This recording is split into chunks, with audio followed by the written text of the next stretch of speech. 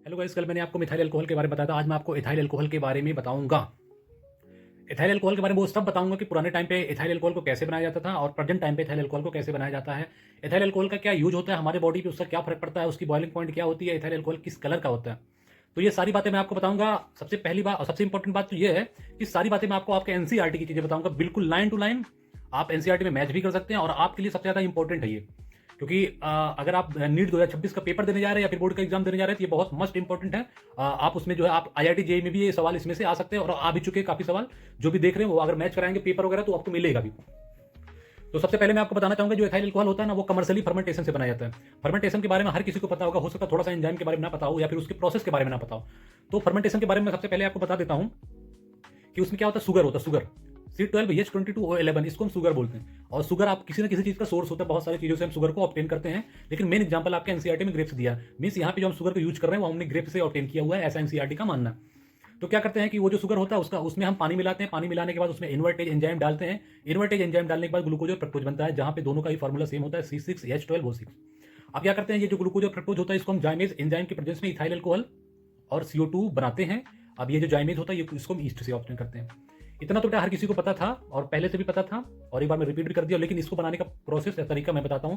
जैसे आप wine wear को जानते होंगे, वाइन की मैं जनरली वाइन की बात करता हूं। तो उसमें क्या होता है, जो ग्रेप्स होता है, ग्रेप्स ग्रेप्स पेड़ में पक जाए तो ठीक है, अगर नहीं पकता हम उसको आर्टिफिशियली पकाते हैं। जब वो पक जाता है तो उसके अंदर जो शुगर होता है, शुगर का कंटेंट बढ़ जाता है ऑटोमेटिकली। जाहिर सी बात है, कोई भी फ्रूट पकता है तो उसके अंदर अगर शुगर है तो शुगर बढ़ ही जाता है। तो शुगर बढ़ जाता है तो क्या होता है बेटा, जब हम एथाइल अल्कोहल बना रहे थे आपको याद होगा कि जाइमेज एंजाइम के प्रेजेंस में बनता है और वो ईस्ट से ऑब्टेन होता है। जब शुगर का कंटेंट बढ़ जाएगा तो जाहिर सी बात है जो ईस्ट है उसके आउटर सरफेस पे चली जाएंगी और उसका ग्रोथ होने लगा बहुत तेजी के साथ। तो उसके बाद हम क्या करेंगे, तो क्या करेंगे, वो जो हमने ग्रेप्स लिया था अंगूर, उसको बढ़िया से क्रश कर देंगे, पीस पास देंगे। जब पीस पास देंगे उसको तो क्या होगा कि जो शुगर है और ईस्ट है वो एक दूसरे से मिक्स हो जाएंगी। मिक्स होने के बाद फर्मेंटेशन स्टार्ट कर देंगे। फर्मेंटेशन स्टार्ट करने के बाद आपको पता ही क्या होता है, अल्कोहल बन जाएगा और CO2 निकल जाएगी। उससे भी इंपॉर्टेंट बात यह है कि जो फर्मेंटेशन हम कराते हैं किसी फर्मेंटर के अंदर, तो वो जो फर्मेंटेशन होता है वो एक एनएरोबिक प्रोसेस होता है। मीन्स ऑक्सीजन तो बिल्कुल होनी ही नहीं चाहिए और एयर के ऑब्सेंट में होता है। गलती से आप खुद सोचो, अगर फर्मेंटर जो होता है जिसमें हम ये प्रोसेस करते हैं फर्मेंटेशन का, अगर उसमें एयर घुस जाए तो इथाइल अल्कोहल बनने के बाद वो ऑक्सीजन घुस जाएगा तो क्या हो जाएगा, ऑक्सीडेशन हो जाएगा और एसिड बना लेगा।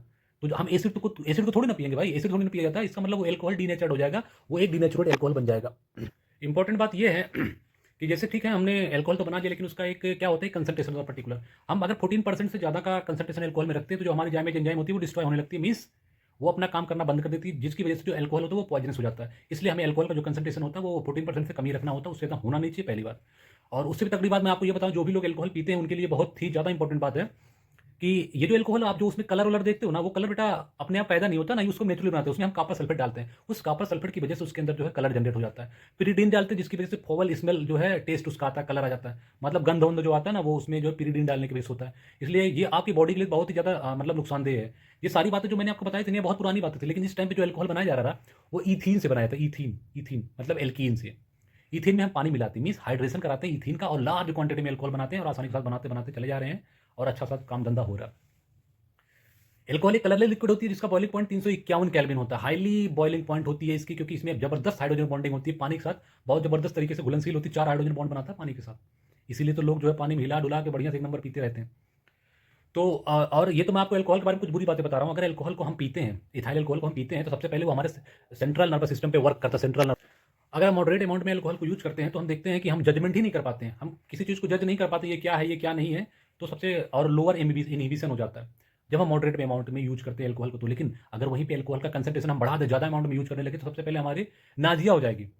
नाजिया का मतलब क्या होता है, वोमिटिंग होने लगेगी, उल्टी पल्टी होने लगती है और मिचली जैसा आने लगता है। तो ये सब होने लगता है। लेकिन सबसे इंपॉर्टेंट बात ये है ना, कॉन्शियसनेस हमारी जो होती है ना वो लॉस हो जाती है। हमारी कॉन्शियसनेस लॉस होने का मतलब ये होता है कि हम केवल इंसान है। इंसान का मतलब हमारे अंदर केवल जान है, सांसें चल रही, बाकी हमें दुनियादारी से कोई मतलब नहीं। ये इस तरीके का सिस्टम हो जाता है। चौंक पौंक दे कोई आदमी तो कोई फर्क वरक नहीं पड़ता उसको, जिसके अंदर कॉन्शियसनेस लॉस हो जाती है। लेकिन कंटिन्यू अगर हम जो है हाँ मतलब ज़्यादा कंसंट्रेशन में अल्कोहल को यूज कर रहे होते हैं तो क्या होता है कि हमारा रिस्पायरेशन जो होता है वो इंटरफेयर हो जाता है और लास्ट में जाते जाते हमारी डेथ हो जाती है। ये जितने भी पॉइंट मैंने बताए सारी के सारे पॉइंट एनसीईआरटी में हैं। आप मेरी बात जरूर से एक बार रिकॉल करिएगा। मैंने एक्स्ट्रा कुछ नहीं बताया, थोड़ा जल्दी जल्दी बताने की कोशिश किया ताकि एक मेरा शॉर्ट वीडियो कंप्लीट हो और आप आसानी के साथ देख पाओ, ज़्यादा टाइम आपको ना देना पड़े उसमें। Thank you.